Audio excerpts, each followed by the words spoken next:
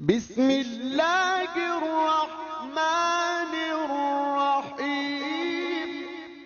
سنأخذ المبحث الثالث. المبحث الثالث من مباحث القاعدة لا ضرر ولا ضرار. شرح القاعدة. ما معنى هذه القاعدة اصطلاحا؟ ما معنى هذه القاعدة اصطلاحا؟ طيب، قال الشيخ محمد صدق البرنو حفظه الله تعالى: هذه القاعدة من أركان الشريعة وتشهد لها نصوص كثيرة من الكتاب والسنة وقد سبق ذكر بعض منها. Jadi qauluhu sallallahu alaihi wasallam la darara wala dirar. Jadi ini kaidah penting di dalam hukum-hukum syariat Islam. Dasarnya banyak sekali dalam ayat Al-Qur'an ataupun hadis yang menyebutkan secara implisit ataupun secara eksplisit Nah, di antaranya adalah hadis yang kemarin sudah kita bahas, bahwa Syekh Al-Burnu lebih cenderung menggunakan istilah la darara wala dirar sebagai kaidah, bukan ad-dararu yuzalu. Malah nanti Syekh Al-Burnu mengatakan ad-dararu yuzalu itu termasuk kaidah mundarijah, termasuk kaidah yang menjadi cabang, bukan kaidah kulliyah kubronya. Jadi kaidah kulliyah kubronya itu adalah la darara wala dirar, langsung diambil dari hadis hadis Nabi sallallahu alaihi wasallam. Wahia asasun lima ilfi'l dhar wa tartibi nataijihi fit ta'widil mali wal uqubah. Dan ini merupakan kaidah yang menjadi asas untuk syariat membuat suatu aturan dalam rangka mencegah terjadinya suatu bahaya kepada pihak manapun, sekaligus apa konsekuensinya? Tertib nataijihi, apa konsekuensi dari perbuatan atau dari bahaya yang muncul? Apakah wujudnya bisa at-ta'wid al-mali, bisa wujudnya penggantian harta. Ta'wid itu artinya, iwad itu kan artinya imbalan atau penggantian terkait dengan harta, atau bisa wujudnya ukubah. Ukubah yang lain, apakah ukubah badaniyah ataupun ukubah lain yang nanti bisa atau dikaji secara khusus dalam ahkam jinayat wal murafaat Nah, sekaligus kama annaha sanadun lima badail istislah. Nah, ini juga merupakan fondasi adanya prinsip atau konsep istislah di dalam syariat. Jadi dalam syariat kita itu ikhwan, ada istilah bahwa syariat ini dalam rangka untuk istislah. Istislah itu hanya tolabul maslahah, untuk menghadirkan kemaslahatan atas setiap umat. Maka Syekh misalnya kitab yang paling penting terkait dengan konsep istislah ini misalnya seperti kitab Al-Muwafaqat fi Usulis Syariah karya Imam Abu Ishaq Asy-Syatibi rahimahullah taala.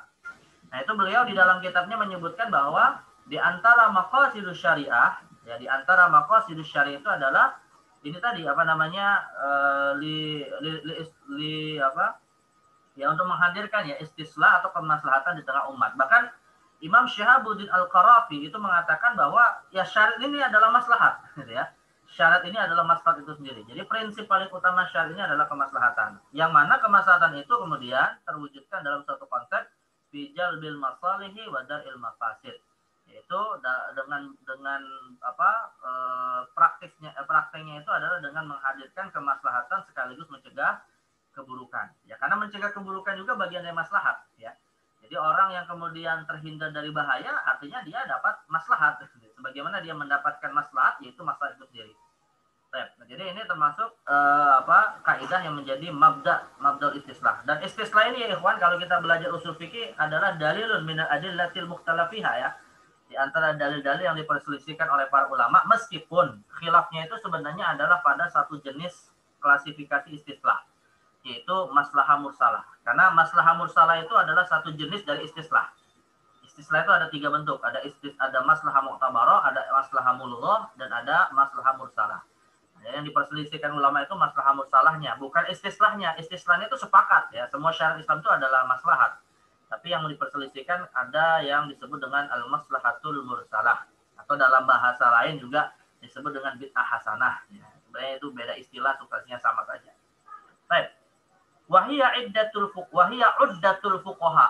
Uddah itu bekal bekal bagi para ahli fikih di dalam fatwa mereka. Wa umdatuhum wa mizanuhum fi taqriril ahkam syar'iyyati lil hawadis, yang menjadi fondasi mereka, umdah, yang menjadi standar, yang menjadi mizan mereka di dalam menetapkan hukum-hukum syariat lil hawadis, dalam persoalan-persoalan baru yang muncul di masyarakat atau nawazil. Jadi artinya pertimbangan jalbul masalih wa darul mafasid ini menjadi pertimbangan penting ya terkait dengan seseorang ketika menetapkan hukum itu harus melihat apa yang menjadi konsekuensi dari fatwanya.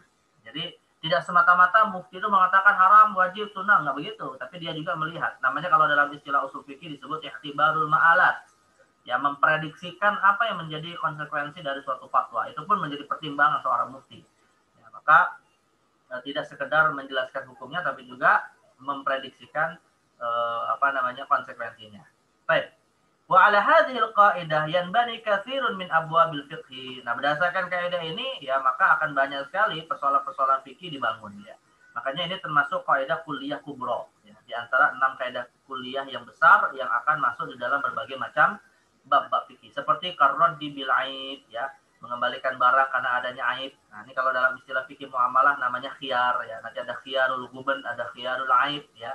Kemudian wajami anwa'il ini yang tadi saya katakan, wajami anwa'il khiyarat ya, yang semuanya dibangun atas maslahat ini. Ada khiyarul guban, khiyarul majlis, ada khiyarul aib dan seterusnya ya. Khiyar itu artinya kalau bahasa kita opsi untuk terus melanjutkan akad atau membatalkan karena suatu pertimbangan tertentu. Itu disebut dengan khiyar ya. Bisa juga khiyar ini dalam konteks pernikahan. Nah, ada seorang anak dinikahkan oleh bapaknya, ada perempuan dinikahkan oleh bapaknya sebelum balik. Nah, maka saat dia balik, dia diberikan khiyar. Apakah ingin melanjutkan pernikahan yang sudah diakadkan sebelumnya atau membatalkannya. Nah, itu juga atas dasar maslahat ini. Wal hajar bisa iri anwa'ihi, dan juga di dasar konsep masalah ini menjadi fondasi dari hukum hajar. Hajar itu artinya ini ya, menahan harta. Jadi menahan harta, misalnya ada anak yatim, misalnya ayahnya meninggal, kemudian dia dapat harta warisan, nah itu tidak boleh diserahkan kepada si anak yatim ya, karena belum mampu untuk mengelola harta dengan baik, maka dihajar, ditahan oleh walinya.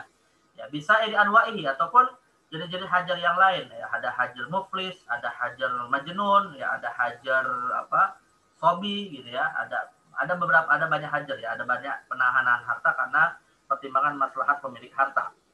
Wa anwa'ihi ya, wa syuf'ah juga adanya maslahat yang dibangun dari hukum syuf'ah. Syuf'ah itu artinya adanya hak ya, adanya hak seseorang yang memiliki hubungan syarikat, dagang, kongsi gitu ya dengan seseorang yang tidak boleh kemudian dia menawarkan bagiannya kepada pihak ketiga sebelum mendapatkan izin dari teman kongsinya yang disebut dengan syuf'ah.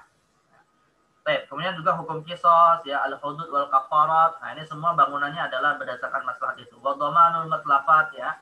Jadi menerapkan hukum qisas, menerapkan hukum hudud, kafarat, kemudian pertanggungjawaban atas barang yang dihilangkan, ya dhamanul mutlafat, wal jabr ala qismatihi al-mushtarak, ya idza tahadal jins.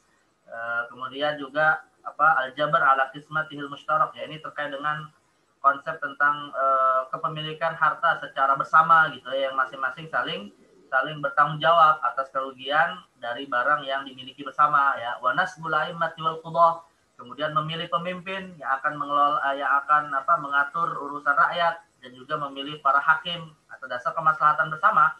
Wadafus sa'il ya, bagaimana kemudian mencegah kejahatan dari pihak tertentu ya. Waqitalul musyrikin wal bugha, dan juga syariat memerangi orang-orang musyrik dan para pemberontak ya yang melakukan tindakan subversif ya, istilahnya kalau bahasa kita itu, untuk tidak mengganggu ketertiban. Ila ghairi dzalika mimma fi hikmatin mimma fi hikmah masyru'iyyatihi daf'un lidharari id la dharara wa la dhirara. Dan setiap aturan syariat yang hakikatnya ditetapkan di tengah manusia yang tujuan pensyariatannya adalah untuk mencegah terjadinya bahaya. Ya, jadi ini merupakan salah satu prinsip Islam yang sangat penting ya, bahwa Islam menghendaki tidak ada bahaya atas diri sendiri ataupun orang lain. Baik. Tumakal wa nasu hadhil qaidah kama ra'ayna yanfid darar fayujibu man'uhu wa tahrim mutlaqan. Nah, maka kalau kita melihat dari siyaghatul qaidah ya, kalau kita lihat dari ungkapan kaidah itu kan la darar itu nafi ya. La darar itu la an-nafiyah. La an-nafiyah itu bermakna larangan untuk melakukan sesuatu yang dinafikan. Ya, dalam arti dilarang itu apa ya, diharamkan secara mutlak. Jadi la darar wa la dirar, tidak boleh membahayakan, maknanya haram membahayakan diri sendiri dan orang lain. Ya.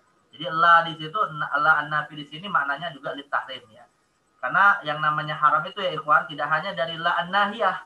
Ya, tidak hanya ada la an-nahi misalnya wala taznun, tapi juga la an-nafiyah, itu juga yufidu tahrimu syai' ya. Wa yashmalu dzalika ad-dararul 'am wal khas, dan juga secara kuantitatif ya mencakup setiap bentuk kebahayaan, bisa bersifat umum yang akan menimpa banyak orang ataupun sifatnya khusus ya. Wa aidan daf'ud darar qabla wuqu'ihi, bahkan ya termasuk mengharamkan setiap wasilah yang akan bisa menyebabkan suatu bahaya, itu pun bisa diterapkan ya berdasarkan kaidah ini. Qabla wuqu'ihi, sebelum bahaya itu muncul, biturukil wiqayatil mumkinah, dengan metode preventif. Wiqayah itu kan penjagaan ya. Metode penjagaan yang mungkin untuk dilakukan. Kama yashmalu aidan raf'uhu ba'da wuqu'i, atau bisa juga kaidah la dharar wa la dhirar dimaksudkan untuk menghilangkan bahaya itu setelah terjadi. Jadi ada 3 kemungkinan ya ikhwan ya. Pertama, mengharamkan doror, mengharamkan wasilah sebelum terjadi doror, atau menghilangkan doror itu setelah terjadi. Nah, 3-tiganya itu berlaku di dalam kaidah la dharara wa la dhirar ya. Nah, jadi termasuk rafuhu ba'da wuqu'ihi bima yumkinu minat tadabir allati tuzilu atharahu wa tamna'u tiqraruhu, yaitu dengan berbagai macam tadabir. Tadabir itu cara, metode ya, untuk bisa menghilangkan konsekuensi yang terjadi dari berlakunya bahaya tersebut, sekaligus untuk watamna'u tiqraruhu, sekaligus untuk mencegah berulangnya bahaya itu kemudian bisa terjadi. Nah, itu semua berlaku di dalam kaidah la dharar wa la dhirar. Wa min thamma kana inzalul uqubatil masyru'ati bil mujrimin la yunafi hadhil qaidah wa in tarattaba 'alaiha dhararun bihim. Nah, atas dasar ini ya, menerapkan pembelakuan hukuman-hukuman fisik yang masyru' ya, yang dibolehkan oleh syariat kepada pelaku-pelaku kejahatan, tidaklah menafikan ya berdasarkan kaidah ini doror yang akan ditimpakan kepada mereka. Artinya begini ya ikhwan, misalnya ya ada kasus pembunuhan, Islam menerapkan hukum kisos ya atas pembunuh.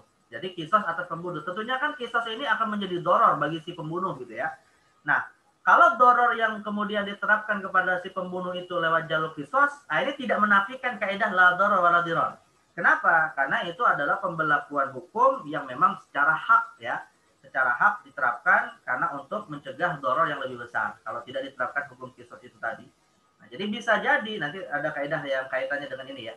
Bisa jadi suatu doror itu dihilangkan dengan menimpakan doror kepada pihak lain gitu ya, yang lebih kecil dorornya gitu. Jadi menerapkan hukum kisos pasti menimbulkan doror kepada pihak tertentu, tapi itu untuk mencegah doror kepada pihak yang lebih besar. Nah, jadi ini termasuk tidak menafikan kaidah la dharar wa la dhirar. Kenapa? Li'anna fiha adlan wa daf'an li dharar a'am wa a'dham. Nah, ini saya katakan ya. Karena dalam penerapan kisos misalnya yang akan bisa menyebabkan adanya doror kepada pelaku yang dikisos, itu sebenarnya dalam rangka untuk menghadirkan keadilan dan mencegah doror yang lebih besar. Bayangkan ya, kalau misalnya kisos tidak berlaku, ya seperti hari inilah, kisos tidak berlaku, pembunuh kemudian sekedar di penjara, keluar dari penjara, ya keluarga dari korban sebelumnya nggak akan ridho, gitu kan, masih ada menyimpan dendam, akhirnya dia membunuh si pembunuh. Kemudian si pembunuh yang membunuh si pembunuh di penjara lagi, keluarga dari pembunuh pertama nggak ridho juga, ya teruslah kemudian dendam itu tidak akan habis-habisnya, gitu ya. Nah, maka dengan dikisos, ya dengan dikisos pembunuhnya selesai, gitu, kemudian hilanglah doror kepada pihak yang lain. Nah, itulah yang dimasukkan dalam Al-Qur'an dan maka disebutkan walakum fil qisasi hayatu ya ulil albab. Nah, itu ya. Nah, itu jadi ini tidak termasuk konteksnya doror tidak termasuk pembelakuan hukum kisos itu jatuh kepada menciptakan doror, karena ada doror lain yang harus dicegah ya. Makanya dalam hadis kan Rasul mengatakan di antara dosa besar itu, di antara dosa besar atau dalam Al-Qur'an ya, dalam apa dikatakan wala taqtulun nafsal lati harramallahu illa bil haqq ya. Jadi kita dilarang membunuh orang lain kecuali atas dasar adanya alasan yang dibenarkan. Nah, itu ini yang dimaksud dengan mencegah doror tadi. Mal maksud idzan binafil diror. Nah, kalau kita tadi memahami doror, nah sekarang apa makna dari diror ya? Ini sudah kita jelaskan kemarin, tapi ini dijelaskan lagi Al-Bunu, idza arafna anna ma'anid diror muqabalatu dharar bid-dharar. Kalau kita memahami ya pada penjelasan sebelumnya bahwa makna diror itu adalah membalas suatu bahaya ya dengan bahaya yang lain. Ya, artinya tidak dibolehkan ya melakukan diror, itu artinya menimbulkan bahaya dengan menciptakan bahaya yang lain. Fa idzan yakunul maqsud bi nafyid diror huna nafyu fiqratu ta'ar. Ini saya bukan ta'ar ya, fiqratu ta'ar. pakai ta ya. Jadi yang dimaksud dengan diror di sini, larangan untuk kita melakukan diror itu maksudnya adalah menafikan adanya konsep dendam. Dan di dalam Islam itu ya ikhwan, asar itu dendam ya. Dalam Islam itu yang namanya mendendam itu sesuatu yang negatif ya. Jadi dalam Islam tidak boleh seorang muslim itu memiliki sifat pendendam ya. Fiqhatu sa'ar bimujarradil intiqam. Jadi menafikan adanya sifat dendam hanya sekedar untuk membalas orang lain ya karena ada dendam tadi. Nah, itu semua dinafikan, dilarang melalui larangan la diroro. Ya, jadi la diroro itu tidak boleh juga membalas keburukan dengan keburukan. Ya, tidak boleh membalas doror dengan doror, kecuali tentu dengan cara yang dibenarkan oleh syariat. Ya. Jadi ini termasuk juga kaidah yang cukup luar biasa ya, menafikan adanya konsep dendam yang itu tentu menimbulkan negatif. Al-fiqratul lati tazidu fid dharari au tuzidu fid dharari wa tuwassi'u da'iratahu, yaitu suatu pemikiran yang akan bisa menambah bahaya yang muncul berikutnya sekaligus meluaskan doror itu kepada hal-hal yang lain. Ya seperti tadi saya contohkan ya ikhwan ya. Misalnya pembunuh tidak dikisos akan menimbulkan dendam dari keluarga korban. Terus dendam itu akan berlanjut. Maka yang awalnya mungkin tidak terlibat ikut terlibat gitu ya. Nah, itu maka ini yang dimaksud dengan la diroro ya. Jadi bukan la doror tapi juga la diroro. Fal idrar walau kana ala sabilil muqabalah la yajuzu an yakuna hadapan maqsudan. Nah, karena itu ya, kalau kemudian misalnya ya, kisos itu kan juga dalam rangka membalas ya. Kisos itu dalam rangka untuk membalas pembunuh. Nah, syariat kita menetapkan kisos itu pun tujuannya bukan dalam rangka untuk mendendam, bukan ya, tapi la yajuzu an yakuna hadapan maqsudan. Wa innama yaju ilahi ittirar. Jadi yang namanya pembalasan seperti hukum kisos kepada pembunuh itu sifatnya adalah untuk agar nama yalja'u ilahi ittirar ya, sebagai suatu kondisi ya yang untuk menghilangkan doror yang sama ya, sebagai suatu kondisi terdesak atau kondisi yang dibutuhkan. Jadi bukan sebagai tujuan utama, membalas itu bukan tujuan utama ya, tapi membalas itu dalam konteks untuk kita mencegah adanya doror yang lebih besar. Nah, itu. Jadi hukum kisos itu bukan sebagai dendam ya.